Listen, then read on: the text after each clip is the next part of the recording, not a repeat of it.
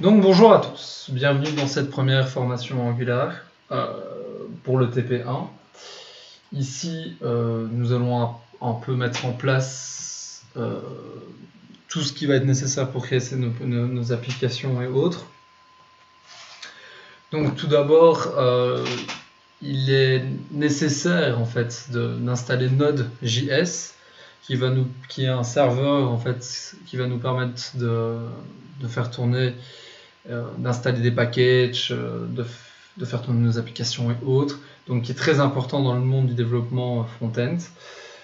Du coup ici je vous conseille d'utiliser la version LTS. Pourquoi? Parce que la version LTS est actuellement testée par plusieurs utilisateurs, elle possède moins de bugs et elle vous permettra donc d'avoir un rendu beaucoup plus optimal avec moins de problèmes de performance. Ici elle est déjà installée, donc on ne va pas la réinstaller. Pour savoir si tout se passe bien, on va simplement donc faire un npm qui est la commande pour utiliser Node v pour un npm-v pardon, qui va donc nous donner la version de npm installée. Donc ce ne sera pas la même que Node, mais c'est normal. Donc -v veut dire en fait version, hein, mais je vous ai fait gagner du temps par un petit raccourci. Le deuxième élément qu'npm va nous permettre d'installer, c'est donc l'Angular CLI, pardon. Donc l'Angular CLI va nous permettre de créer des composants, une application, des services et autres en fait directement en ligne de commande. Donc je vais faire un appel i pour install, mais on pourrait mettre install aussi. -g, pourquoi -g? Donc il va installer de manière globale sur l'entièreté de votre machine Angular CLI, pardon. Pourquoi ne pas l'oublier? Parce que sinon il va l'installer seulement dans votre dossier et ça ne va pas être utile, vous devrez le réinstaller plusieurs fois. Ici Angular /CLI ou CLI, hein, vous l'avez compris. Enter. Donc simplement il va installer l'entièreté du composant. Normalement ici, étant donné qu'il est déjà installé, ça n'a pas vraiment de pertinence, mais il est important, il peut prendre du temps, donc vous ne vous tracassez pas pour ça. Et étant donné que tout s'est bien passé, on voit ici, on a un dossier qui a été créé. Donc maintenant, je vous propose de créer notre première application pour cette démonstration, afin de vous permettre d'avoir toutes les briques pour faire pour réaliser le TP1. Donc je vais faire un ng. Dans le TP1, vous aurez un GitLab qui sera directement instancié, donc vous n'aurez pas à le faire. Mais ici, ça vaut la peine de comprendre comment ça fonctionne. Donc ng, c'est l'appel d'Angular CLI. Ici, je lui donne new pour lui dire je veux une nouvelle application. Et on va lui créer une application Aneum, tout simplement. -inline template, ce qui va lui permettre de nous créer en fait simplement un modèle. Donc je vous le conseille. Donc ça peut prendre du temps. Il va nous demander donc d'abord est-ce qu'on veut mettre Angular Routing. On va lui dire oui par défaut sur tout. Par la suite, ce sera plus en fonction de ce que vous désirez installer. Donc ça peut prendre du temps selon les ordinateurs, comme ça peut ne pas en prendre du tout. Donc ici on peut voir c'est en train de charger, ça met son temps. Normalement c'est pas non plus si excessif que ça parce qu'il a l'habitude, il a installé en général énormément de packages. Chez vous ça peut prendre du temps. Concernant le premier paramètre que vous avez vu, Angular Routing, on en reviendra par la suite dans une autre formation, mais pas dans celle-ci. On avait le choix d'utiliser des points CSS, SCSS ou autres. Nous ici, dans notre cas, en fait, on veut simplement installer une simple application pour vraiment apprendre les bases. Alors, je vais directement, pendant cette installation, introduire les termes de composants. Angular, c'est une application qui se décomposera en plusieurs composants. Pourquoi on utilise des composants? C'est parce qu'aujourd'hui, si on ne les utilise pas, on a des applications qui sont de plus en plus complexes, grandes, ce qui peut nous amener à avoir de la redondance, mais aussi en fait, comment dire, avoir un code de plus en plus illisible, de moins en moins maintenable. C'est pour ça qu'Angular, par exemple, si on a un blog, on va prendre l'exemple d'un blog, on aura en composant navbar, donc qu'on ne répétera pas partout, mais qu'on utilisera vraiment uniquement sur l'entièreté des pages. Mais je veux dire qu'on ne va pas copier-coller. On aura par exemple le composant article, qui sera une image avec un titre et une description. Donc si on a 4 articles sur une même page, ce sera 4 fois ce composant-là, et non 4 composants qu'on va copier-coller à chaque fois pour les définir différemment. Voilà, donc notre application a été installée. Donc maintenant, si je regarde ce que j'ai, j'ai bien mon application Aneum qui a été faite. Je vais faire mon CD Aneum pour aller dedans, et je suis dedans. Voilà, c'est magique parce que du coup, maintenant, si je regarde tous mes dossiers, on peut voir j'ai un angular.json qui a été créé. Alors, j'ai un E2E. Bon, ici, on peut dire une chose, c'est pas très facile de lecture. C'est pour ça qu'on va installer par la suite en IDE. Donc ici, on va lancer, hein, comme ça on va voir ce qu'Angular nous a créé. Donc je vais demander à encore Angular CLI qui est par ng, s'il te plaît lance mon application, et je vais lui dire fais-moi un ngserf. Donc il va normalement compiler sans erreur, hein. Bon, après la magie de la formation en ligne peut très bien arriver, mais bon, à ce stade-là, on n'a que 4 modules, comme un peu plus, on a quelques modules. Donc on peut voir tous ces modules qui sont préinstallés, c'est les modules de base d'Angular. Donc ça prend aussi son petit temps, mais ça va très vite. Et le problème, c'est que plus votre application va être lourde, plus en fait, en fin de compte, ça va prendre du temps pour se compiler. Mais en général, grâce à Angular CLI, on n'a pas besoin de relancer toujours notre serveur pour comment dire, à chaque modification, il va les faire, il va les updater, il va nous donner des nouveautés en live grâce aux lignes de commande. Donc on peut voir c'est sur le port localhost 4200, donc c'est le port qui a été mis par défaut. On peut facilement le changer si quelque chose est déjà installé chez vous. Et bim, welcome to Aneum. C'est bien parce que du coup c'est la même lettre. Donc il nous a créé une application par défaut, rien de vraiment magique, juste une image et quelques liens. Il faut savoir qu'on a le Tour of Hero, donc c'est la formation que Angular nous propose pour commencer. Alors, comme je le disais, il va nous falloir un IDE, donc c'est pour ça que moi, il est gratuit, il est vraiment génial, je vous le recommande, donc c'est Visual Code. On a plusieurs extensions que l'on peut installer, donc son installation peut aller très vite. Moi ici je l'ai déjà lancé, donc il est sur le TP1 que j'ai créé, mais on va ouvrir notre dossier Aneum pour voir qu'est-ce qu'il en est. Alors, je fournirai dans le document diverses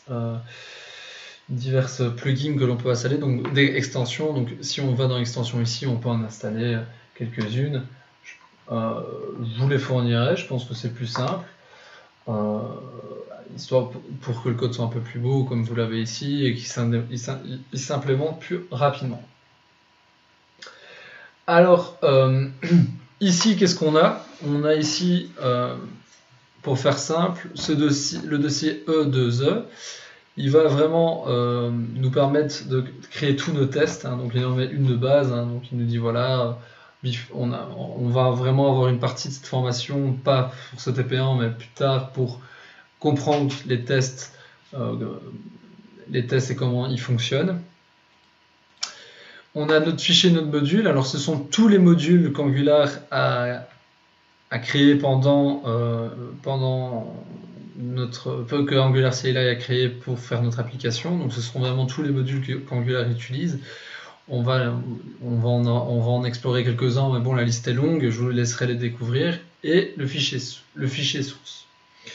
Dans notre fichier source, on a divers fichiers. Donc on a le TSLint. TSLint, il va nous permettre en fait de donner des règles pour notre code. Donc si on ne respecte pas ces règles, il va nous mettre des erreurs et c'est vraiment génial parce que du coup ça va nous apprendre à avoir une certaine ligne à suivre. Donc voilà. On a aussi un tsconfig, donc un tsconfig pour tout ce qui va être nos fichiers de test et autres.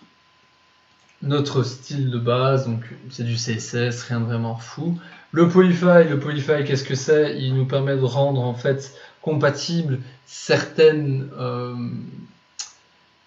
méthodes de JavaScript pour IE11 et autres. Ici, on n'y touchera pas vraiment. On a notre main.ts qui est très important parce qu'il va implémenter Angular Core. Donc, c'est une partie, c'est un autre module, hein, donc comme je vous l'ai dit ici, donc qui va nous permettre en fait d'avoir les fonctions de base d'Angular qu'il utilise et autres. Ici, encore une fois, on verra certainement ça dans une autre formation. Karma, donc Karma, c'est ce qui va nous permettre de réaliser nos tests, qu'on verra aussi dans une autre information. Notre point d'entrée index.html. Donc dans cet point d'entrée index.html, on a notre structure de base. Je vais l'expliquer dans quelques instants. Là, c'est le temps de voir tous les fichiers. On a nos environnements, donc dev ou production. On les verra aussi par la suite. Et nos composants. Comme je vous l'ai dit, en fait, on aura les applications vont être divisées en plusieurs composants. Et je vais énumérer. Mais d'abord, je vais commencer par le bas. Donc, encore une fois, on a notre TSLint, comme vous avez pu le voir ici. Mais là, il est beaucoup plus grand, donc il va vraiment nous donner encore toutes les règles. Le tsconfig, c'est vraiment, la base. Hein. On veut par exemple, les librairies DOM, ES 2018, tout ça, je vous laisserai le comprendre par vous-même.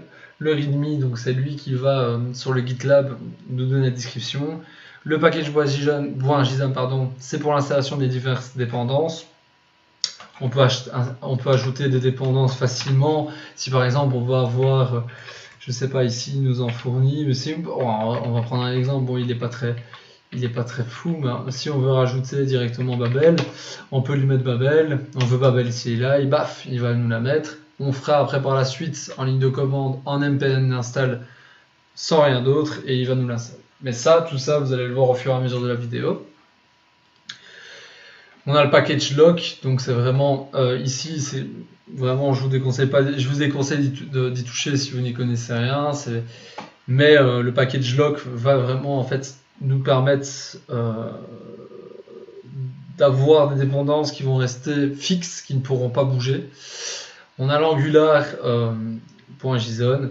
Donc là, encore une fois, je vous déconseille. Si vraiment il y a quelque chose qui est important à fixer par la suite dans vos applications, on en viendra. Le reste, voilà. Donc maintenant, comment fonctionne? On va aller dans le point index.html. Donc on a notre structure de base qui ne va pas étonner qui que ce soit. Ici avec le head et autres, et on a un body et une drôle de balise qui s'est mise parce qu'elle n'est pas commune à l'HTML. Alors qu'est-ce que l'app-root? Je vous le donne dans le build, c'est notre composant dans lequel on va aller directement et on va donc expliquer l'entièreté de tout ce qui se passe. Donc on a component, donc component ça veut dire composant, pas besoin de traducteur. Qui est directement importé de la librairie Angular Core. Donc comme je vous l'ai dit, c'est l'entièreté de toutes les fonctions qu'Angular nous propose. Donc en apportant, si par exemple je viens retirer cette ligne là, il va d'office me râler et me dire mais attends, moi je veux ma librairie pour ça. Bon, on n'a plus qu'à l'importer. Alors ici on peut voir la classe selector. Donc si on se souvient bien, dans l'index HTML, on avait cette balise HTML qu'on ne connaissait pas. En fait, c'est ce sélecteur qui va nous dire, ben voilà, c'est ce composant-ci que je veux que tu appelles. Donc si par exemple je lui mets un S, eh ben, forcément, déjà ici, il va me dire on doit commencer par un préfixe app. Oui, on va pouvoir le changer, hein, ce préfixe, de manière simple. Hein. Si on veut mettre un autre préfixe, il n'y a rien qui nous oblige à garder ce préfixe-là. On en mettra un autre par la suite. Pour le moment, on va rester sur app. J'expliquerai par la suite comment changer. Et ici, on a notre template, en fait, qui est l'entièreté du composant que vous avez vu qui s'affichait ici. Hein. Donc, il n'y a rien de magique. Bon, alors moi, je suis vraiment, mais pas très fan, pour être honnête avec vous, que l'on mette le code là-dedans, parce que déjà, si après on a 300 lignes en HTML, ce qui va super vite, c'est pas vivement recommandé. Donc, ce que je propose de faire, c'est retirer ce code tout moche, faire un template URL, deux points clac et on va le référencer par rapport à un fichier, donc qu'on appellera ici, donc on est bien dans l'app, on va l'appeler app. Comment on pourrait l'appeler? app.components.html, qui n'existe pas encore, on est d'accord. Donc déjà, rien que là, vous avez gagné en lisibilité. Ici, maintenant, si je viens faire un new file et que je fais app.component.html, donc hop, je suis dedans. J'ai plus qu'à faire mon copier-coller. Je fais mon CTRL S. En théorie, si j'ai bien tout fait, il ne va pas râler. On retourne dessus. Normalement, il s'actualise automatiquement. Comme vous avez pu voir ici à un moment donné, il a râlé parce qu'il disait qu'il ne le connaissait pas. Et il s'est actualisé. Alors, voilà. Donc maintenant, on a commencé un peu cette notion de composant. On a déjà fait une bonne action. C'est qu'on a déjà écarté l'entièreté du composant. On a un style qui est importé, donc c'est bien ce style-ci, qui est directement importé par un style URL, et qui va être seulement pour ce composant.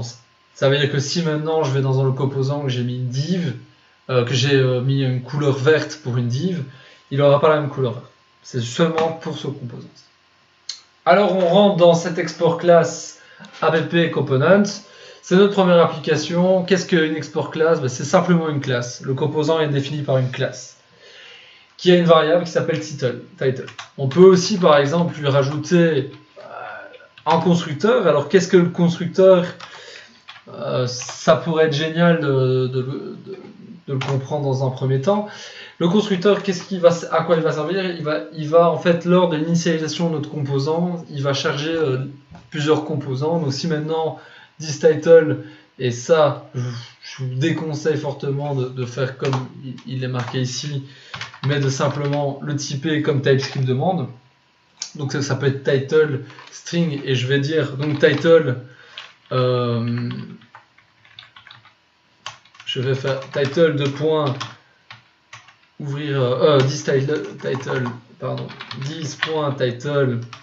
égale j'ouvre les simples codes, parce que si vous mettez les doubles, il va vous mettre une erreur. J'ouvre les simples codes et je l'appelle aneom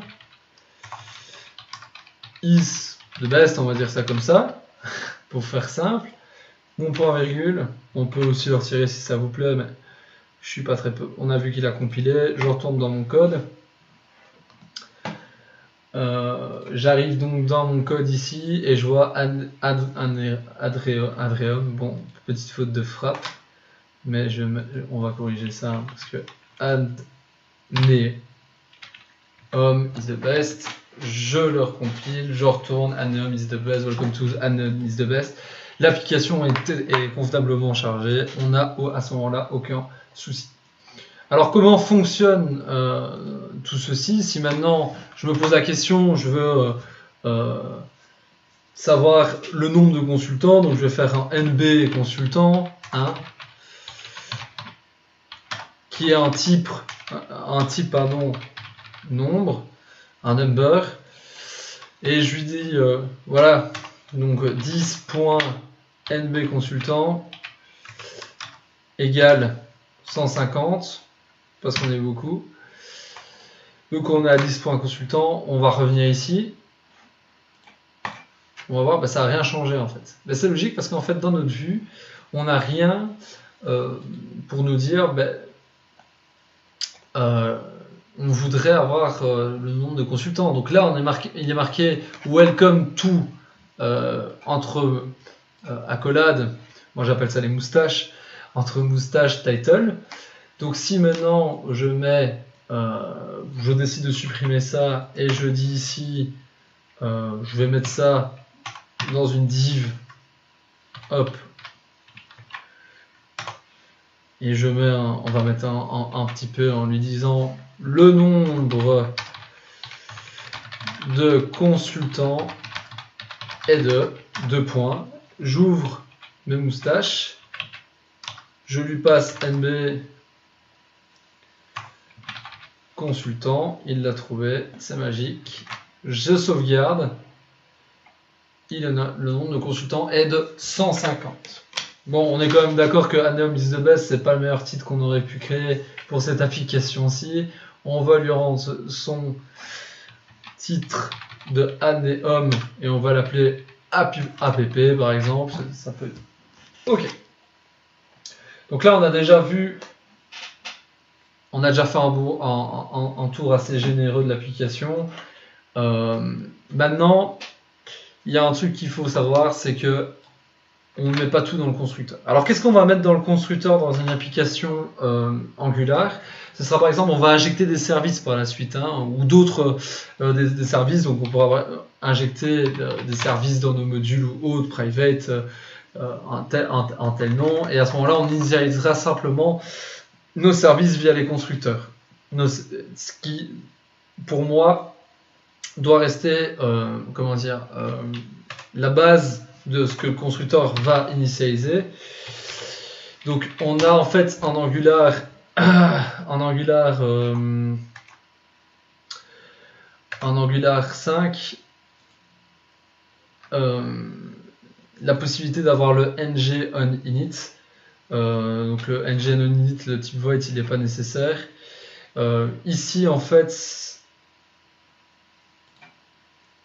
l'utiliser de manière générale de ce ng on init si je veux voir le cycle de vie d'Angular.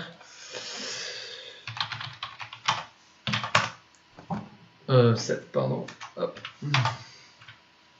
Cycle. Ça prend un petit Y. Hop là. Il fonctionne le cycle de vie d'un composant en Angular 2, donc ça fonctionne très bien. On a donc le constructeur, comme je vous l'ai dit, le ng on changes, mais on a le ng on init, donc quand l'application va se lancer, il va initialiser en fait l'application et donc nous donner en fait la possibilité de comment dire d'initialiser nos différentes méthodes. Donc ici en fait il est en train de râler parce qu'il n'a pas envie comment dire, il n'a pas envie de pouvoir il nous met une règle de TSLint en fait qui nous dit si on regarde bien cette erreur, l'implémentation du cycle de var hook interface inedit for method data. Donc en fait, ce qu'il ne veut pas, c'est implémenter notre méthode. Ce qui peut arriver, ce qui est très rare hein, d'ailleurs, parce que logiquement, il aime bien. Ici, dans notre cas, étant donné que on est dans un composant et qu'on ne lui a pas rajouté notre fameuse onInit, qu'on ne l'a pas implémenté de l'interface onInit, c'est normal qu'il râle. Alors, si vous ne la mettez pas, c'est cette erreur qui va arriver très fréquemment. Donc, je vous conseille de la mettre si vous ne voulez pas vous prendre la tête. Alors, on va regarder maintenant si notre application compile toujours de la même façon. Est-ce qu'on est vraiment toujours dans le bon cas? Eh bien, franchement et sincèrement, tout fonctionne bien. Donc, pas de souci. Alors, il y a une chose qu'on va utiliser durant toutes ces applications, toutes ces formations, c'est le framework Bootstraps. Pourquoi Bootstrap? Parce que c'est l'une des plus des applications, des frameworks CSS les plus demandés sur le marché, mais aussi un des plus communs et des plus stables. Pour cela, bon, on va éteindre le serveur, on va lui dire voilà, écoute, j'ai besoin de toi, je vais faire un npm install de Bootstraps. Bootstrap, si tu veux bien. Hop.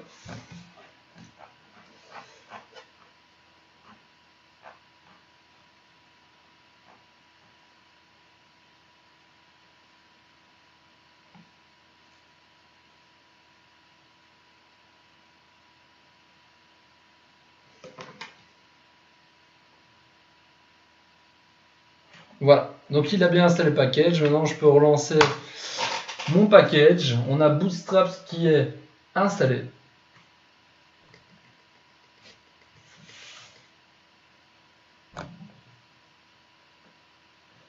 Et je vous invite à revenir dès que le composant se sera lancé.